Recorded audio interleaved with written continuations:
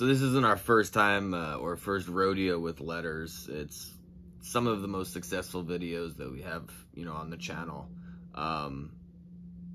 This one's interesting. I'm doing every letter in the alphabet as well as 0 through 9. I believe it's for an event planner.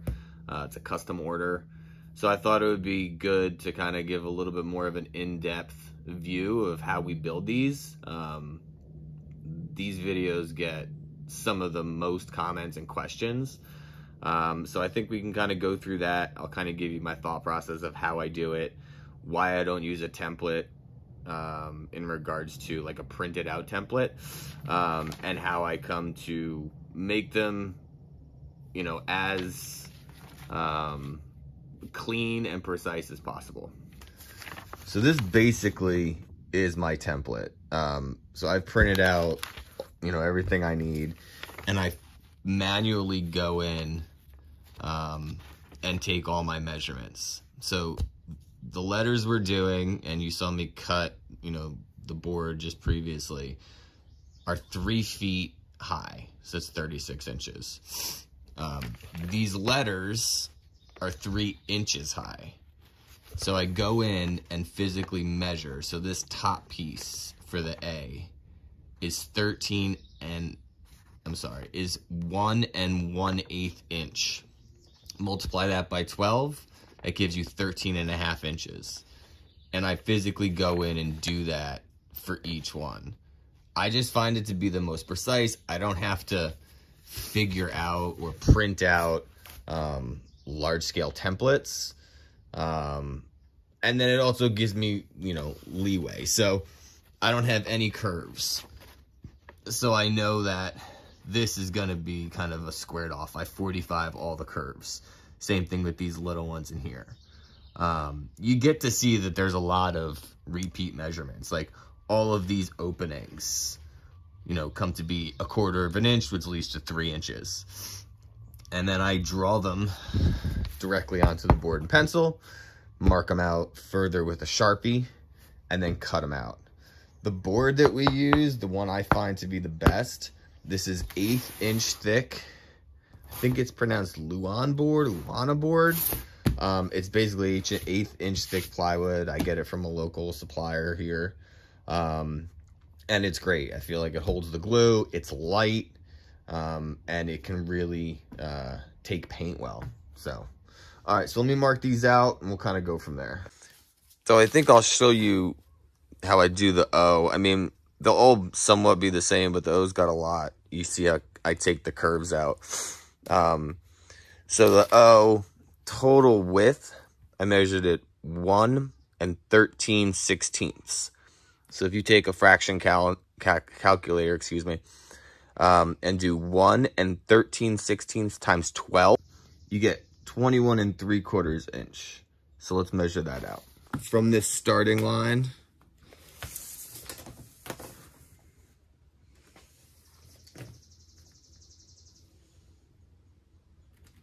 (21 3/4), and then since the O has the center part, you always want that to be centered. So the middle of 21 3/4 is 10 7/8.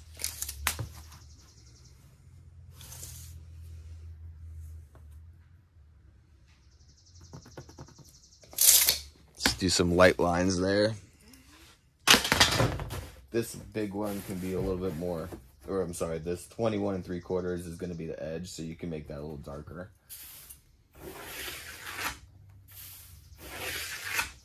I like to do light in the center, the things that aren't going to actually be there, just a reference point.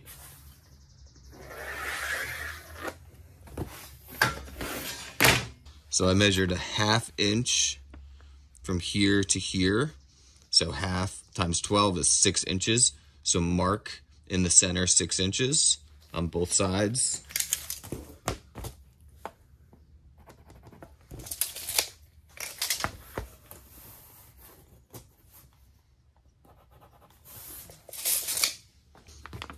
And then this space in between here is 1/4 inch. So 1/4 inch times 12 is 3 inches. So off your center line, 1.5 inches each way.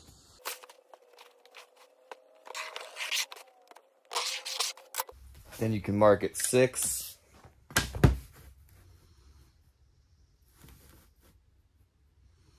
You need a lot of rulers, or at least I do.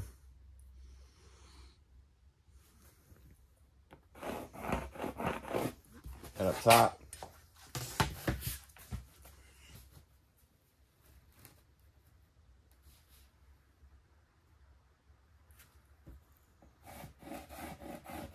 and there's basically there's your O.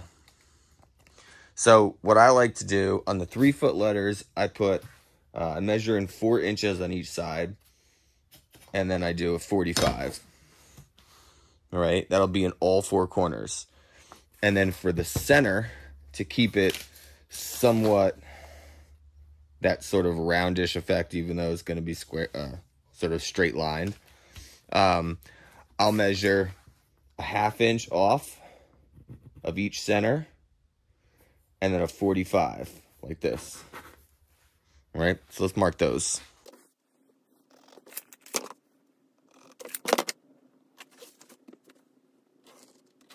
That'll get cut off. That'll get cut off.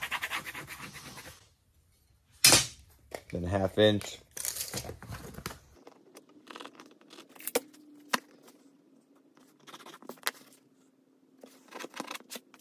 So imagine this isn't there.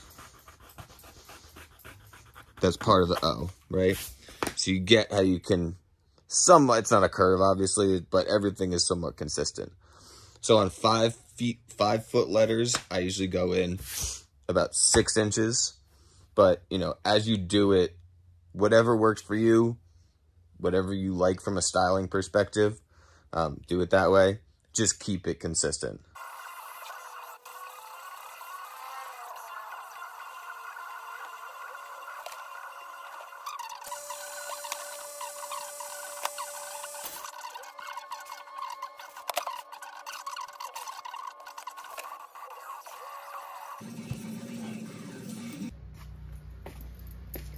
So now that we have all of our numbers and letters traced, since they're still in sheet form, I know exactly how many backs I'm gonna need.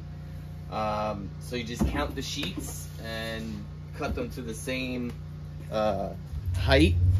Now that we have the fence set up to that height, which is 36 inches, and go from there.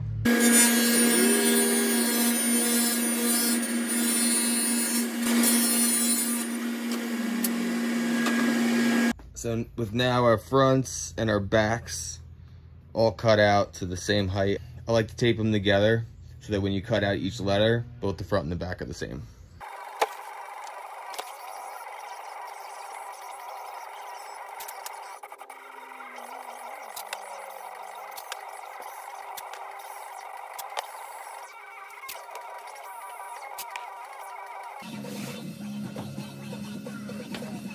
So I'm going to start by breaking down basically each letter. It's not going to be cut perfectly.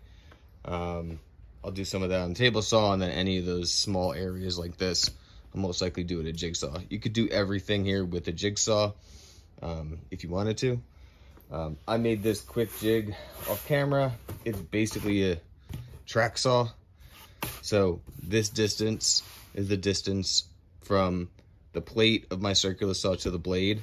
So all I have to do is line it up on the line, put it in place with, I'm going to use some screws, and then cut your straight lines. I can reference that side then for the table saw to cut every other straight long line that I need to.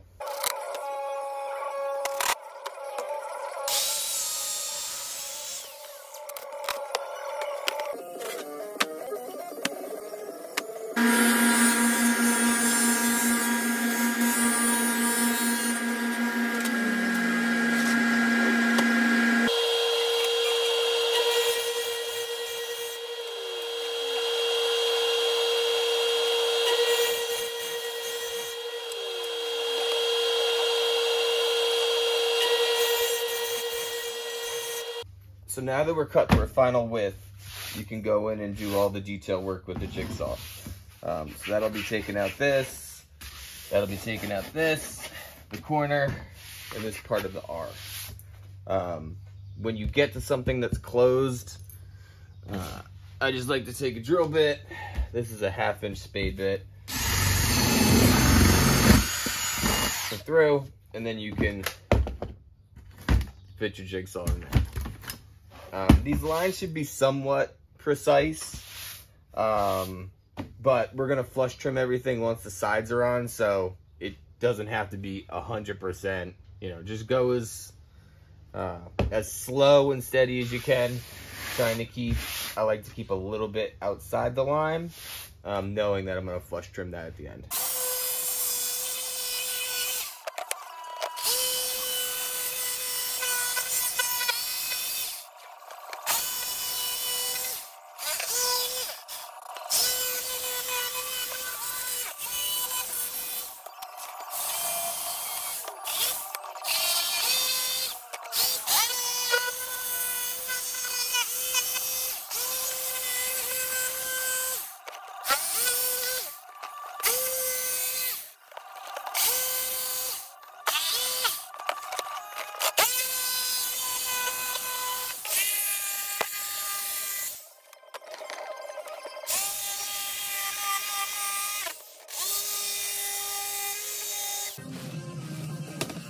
So now that we have all our letters cut out, we're gonna open them back up and mark out for the inner little tabs that are going to receive the sides.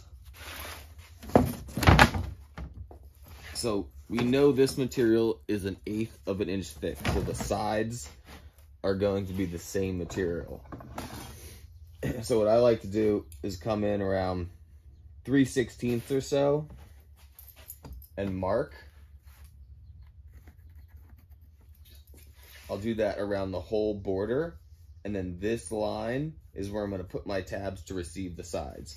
That'll give a little bit of overhang, and then you can trim all that with a flush trim bit. That'll take care of any jigsaw marks that weren't completely straight, so your letters will look totally smooth and flush, and you won't have any sort of zigzags.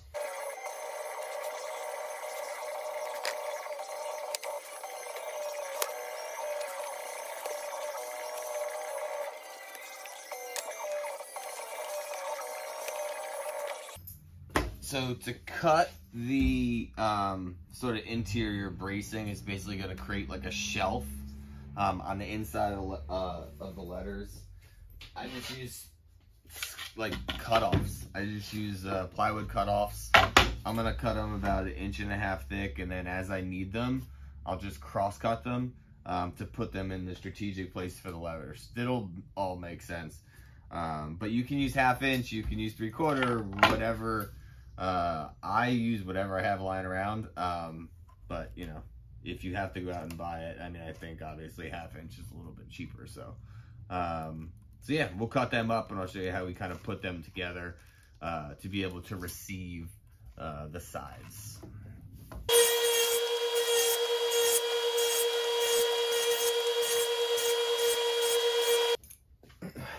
All right, so now that we have our border, you just take your pieces and line them up so everything is inside the border, so that when your pieces, for example, when your piece is lined up, the side will be able to be glued and nailed directly to basically your framework. And then you come around with a flush trim bit, again, just to clean up those sides. So let's do the T, and then once we get a little bit further, I'll show you a little bit more difficult one that's got a little bit more intricate sort of curves and what.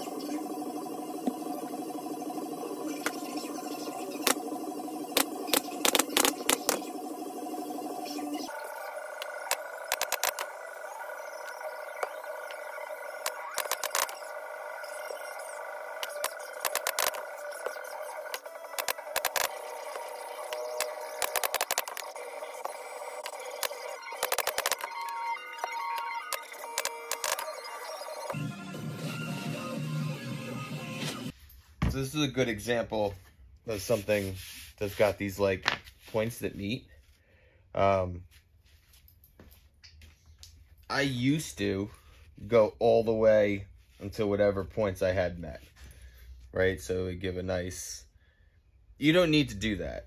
So I like to leave it a little bit further from where your actual point's gonna be, because once you build this out and then you try and put the other half on, the front or the back, whichever way, this area is gonna get so tight that the two pieces, the two sides, they have to fit into this little area. So this gives you enough like slop and or room to easily fit those in, so it doesn't have to be perfectly within those two pieces. You'll see what I mean when I kind of put the tops on. But overall, any of the points, I like to leave some type of a gap and not create a point with the frame.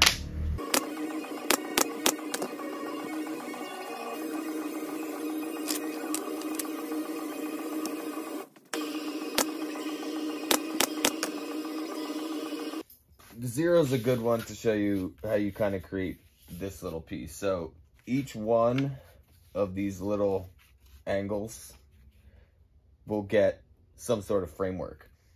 And then each one of those frameworks will have a piece coming up to give that three-dimensionality. So I just like to cut, you know, whatever framework I'm using.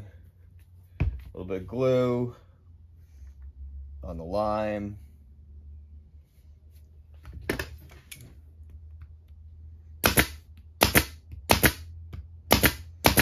Pop.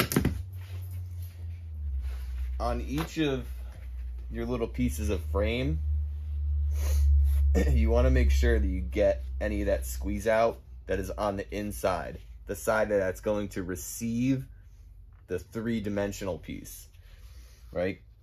Because you don't want that glue to dry and then, you know, have to chisel it off later on. So I just wipe it off, keep a little paper towel handy, and then you do the rest, and then you do the outside.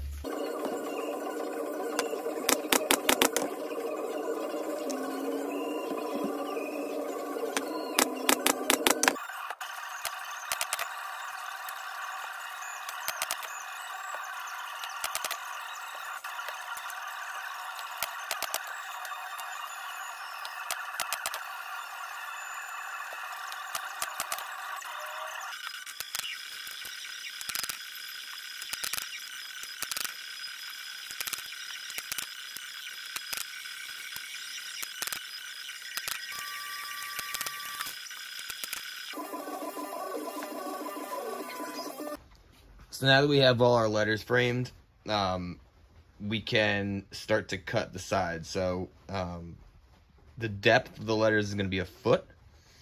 The height is 3 feet. So you have that cut off, which is 12 inches from the long 4x8 sheets that we did in the beginning. So you got to take into account the thickness of the material. It doesn't have to be exact, but this is 1/8 of an inch.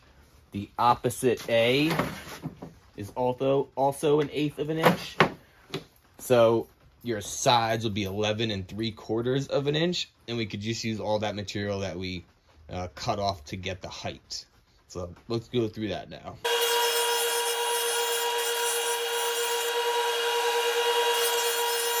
Now that we have our pieces cut to form, you know, the 3-dimension look, what I like to do is start with anything that is a center. I like to start with the center parts and then work my way out. Otherwise, it's going to be hard, you know, if you put up this side and put up this side to kind of get in there. So basically from the lines that we marked, you want to know that distance. So it's like 3 1/4. So you're going to take your material, that this is the height, right? This is the height that we need to be at. You're gonna measure in 3 1/4. And then you're gonna cross cut that. But this is the height. So then that piece will come in here and we'll just glue, use a lot of glue The interior, nobody's going to see. And then we'll drive in nails to attach to this piece. And then I'll show you how we do this. And I use quick set glue, basically CA glue, to kind of hold the pieces together so you can kind of keep working on the entire letter.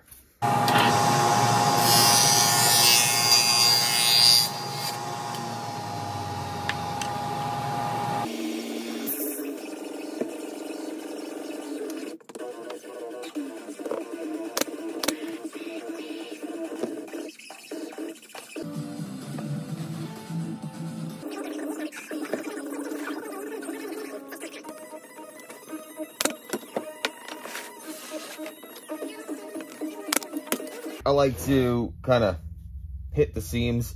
I don't know if that does anything. In my head, it makes me feel better.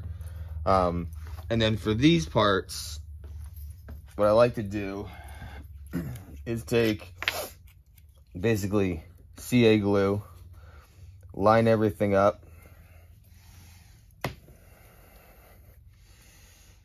put a little dab, basically like a tack if you're welding, little activator, and then that stays. I'll probably do another one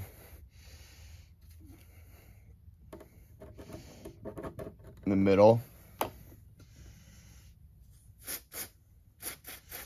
little activator, and then I basically flood it with glue. Again, I don't actually know if it does anything, but again, in my head, it makes me feel better.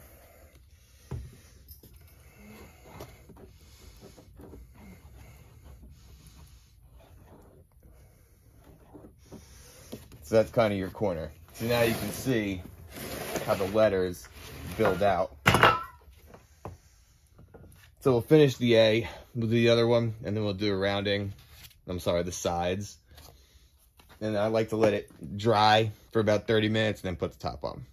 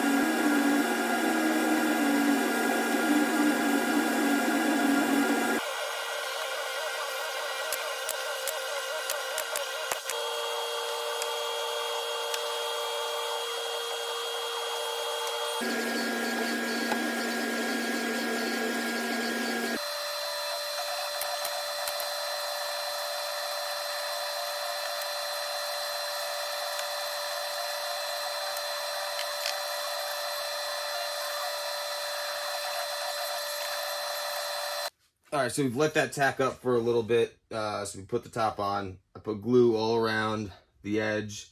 It takes some finagling to get the top in, but you know, we'll work through that.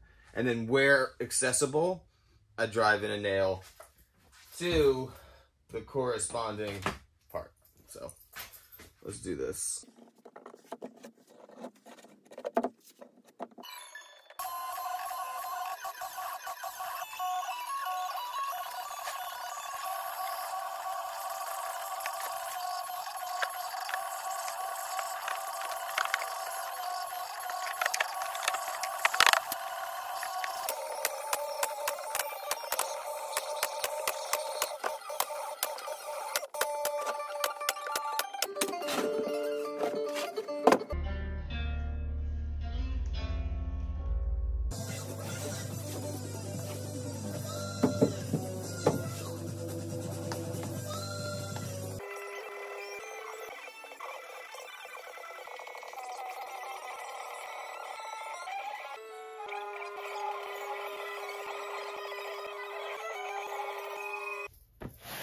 So we finally reached the end, pretty much, of the building. This is the number 9. It was a lot. Anyway, this one's a good one to show. The 9 and the 6 are very similar, and there's a lot of curvature kind of going on. So there's going to be a center portion here, and then you kind of got this sort of hook down at the bottom. So I'm going to go through an entire way to shape basically what would be the curves. Obviously they're sort of squared off curves, and show you how that kind of looks. And yeah, what I like to do is start with the smaller inner pieces that you have access to, so like these and these, and then I'll probably build this part out, then this part, and then you work away around the outside. It just makes it so much easier to kind of, similar to the A, tackle the interior and then work your way around. So, all right, let's do it.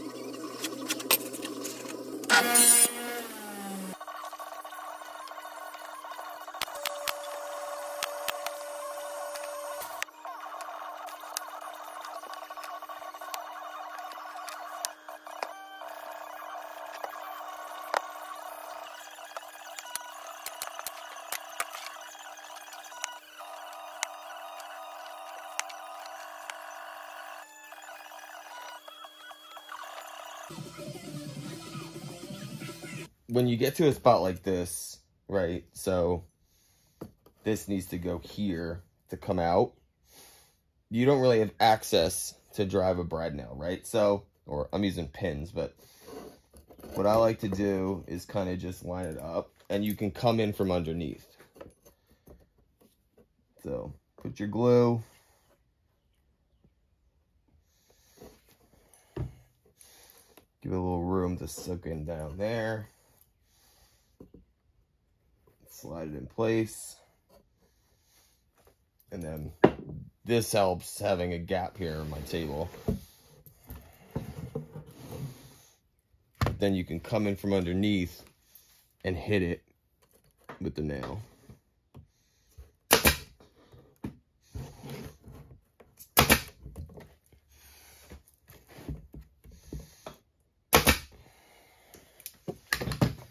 You know, so sometimes those nails won't go in all the way, like there's a little protrusion right here. We can take a file at the end and kind of file that down.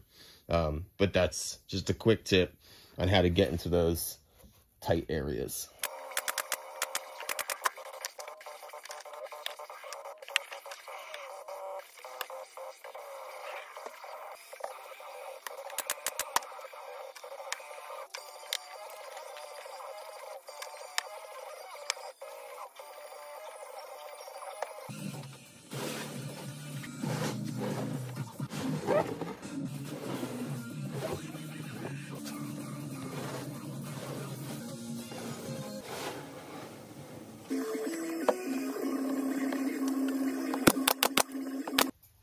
So now that we're all closed up over there, you can fit on the receiving side.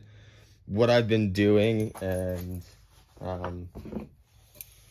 what I found out is that these two pieces, so like the pieces that form the curve on the receiving side, I've been taking these off just because it's easier to finagle this one piece as opposed to these pieces. I feel like as I put these on, I've sometimes had to take them off anyway. So I've just been doing that going forward, you know, so you won't have anything securing it to this part, but you have so much other footprint in regards to framework that I don't think it's needed. So we're gonna go ahead and take those off, finish it up.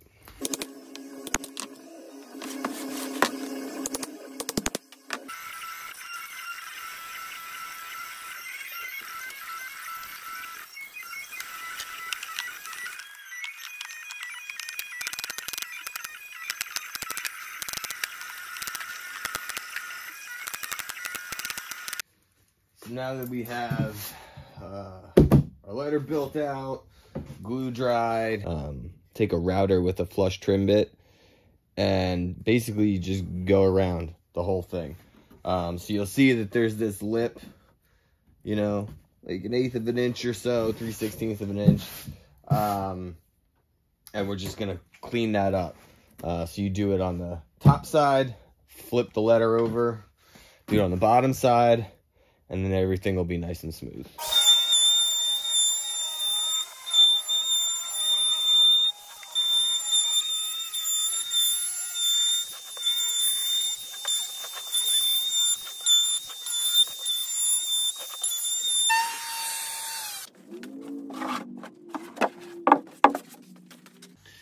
So I'll sand next. I'll go 60, and then I usually use spackle to put in some of these corners just to flush it up. You can use wood filler.